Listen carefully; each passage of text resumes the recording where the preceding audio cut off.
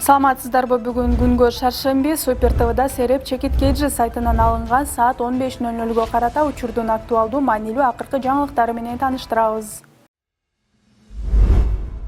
Шайлоо жана референдум өткөрүү боюнча Борбордук комиссиясы 21 апрелдеги жыйынында депутат Кубанычбек Жумалиевдин ыйгарым укуктарын мөөнөтүнөн мурда токтотту. Буга анын өзүнүн жазган арызы негиз болгон. Жогорку кеңештин депутаты Жумалиевдин күбөлүгү жараксыз деп табылды.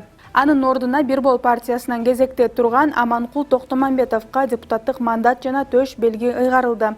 4 февралда парламенттин депутаты Кубанычбек Жумалиев улуттук коопсуздук боюнча мамлекеттик комитет тарабынан коррупцияга шектелип кармалган.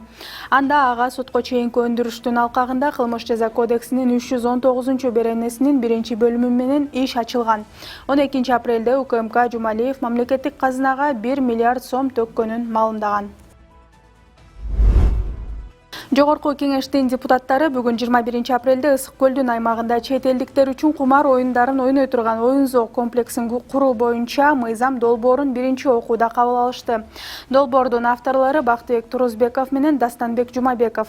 Эки депутаттын демилгеси боюнча Тамчы аэропортунун базасындагы 1200 гектар жерде бир нече мейманканасы менен казинонун курулушу болжолдонгон.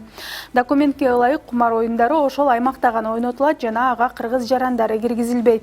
Эгерде кыргыз жарандары кирип утулуп калса, анда мекеме алардын уттуруу ийген акчасын кайра кайтарып берүүгө милдеттендирилет.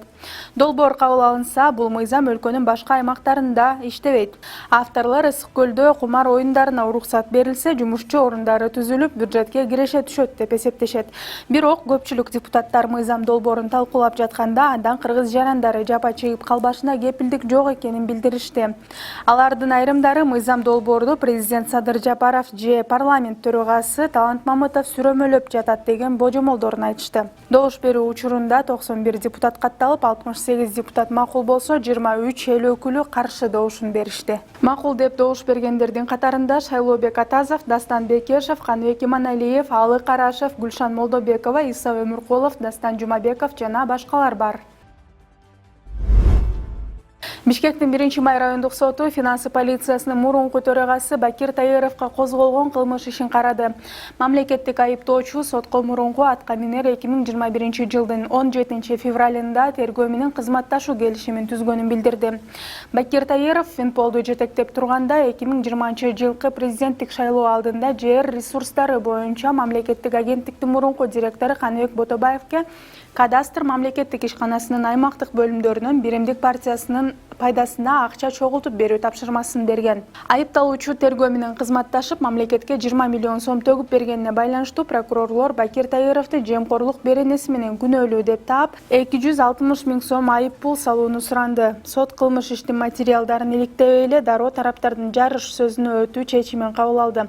Кеңешүүчү бөлмөдөн чыккандан кийин судья өкүмдү окуп, Бакир Таировду 265 миң сом айып пул төлөөгө милдеттендирди. Бүгүн 21 апрелде Жогорку кеңештин депутаттары кезектеги жыйынга чогулушту. Жыйында депутат Дастан Бекешев, президент Садыр Жапаров менен саламаттыкты сактоо министри Алымкадыр Бейшеналиевдин уу коргошунду кайнатып жаткан жерин, негизи эле уу коргошунду текшерүү керек экенин айтты. Анын айтымында Кыргызстан дүйнөгө шылдың болду. Эгер чындап эле бул тундурма коронавирусту айыктыра турган болсо, аны жасап жаткандарга наам ойлоп таап бериш керек экенин кошумчалады. Өзүңөр билгендей, дүйнөгө шылдың болдук. Биз дагы ушуга баа беришибиз керек же текшеришибиз керек. Депутаттык комиссия түзөлүү же комитетке тапшырма беребизби? Коронавирус күчөп жаткан кезде министрлик уу коргошунду жарнамалап жатат. Биз текшерели. Президент менен министр аларды кайда кайнатып отурушат. Өз билемдик кылынбашы керек. Туура болсо, анда тескерисинче колдойлу, наам берели. Андай болбойт да. Бул күлкү эмес. Канча адам каза таап жатат вирустан. Ошондуктан бул боюнча тапшырма бериш керек. Илимпоздор менен изилдейли, деди ал. Буга чейин саламаттыкты сактоо министри Алымкадыр Бейшеналиев маалымат жыйын учурунда уу коргошунду президент экөө кайнатып жатканын, анын дозасын бир гана президенттин билерин айткан эле. Кийинчерээк уу коргошун резиденцияда кайнатылып жатканы маалым болгон. Бүгүн 21 апрелде залкар жазуучу Чыңгыз Айтматовдун жубайы Мария Айтматованы акыркы сапарга узатуу зыйнаты жазуучунун үй музейинде өттү. 79 жаштагы Мария Айтматова кече Бишкектеги жугуштуу оорулар ооруканасынын жандандыруу бөлүмүндө каза тапкан. Буга чейин келини Сабира Айтматова соц тармакка бүт үй бүлө мүчөлөрү коронавирус жуктуруп алганын жазган эле.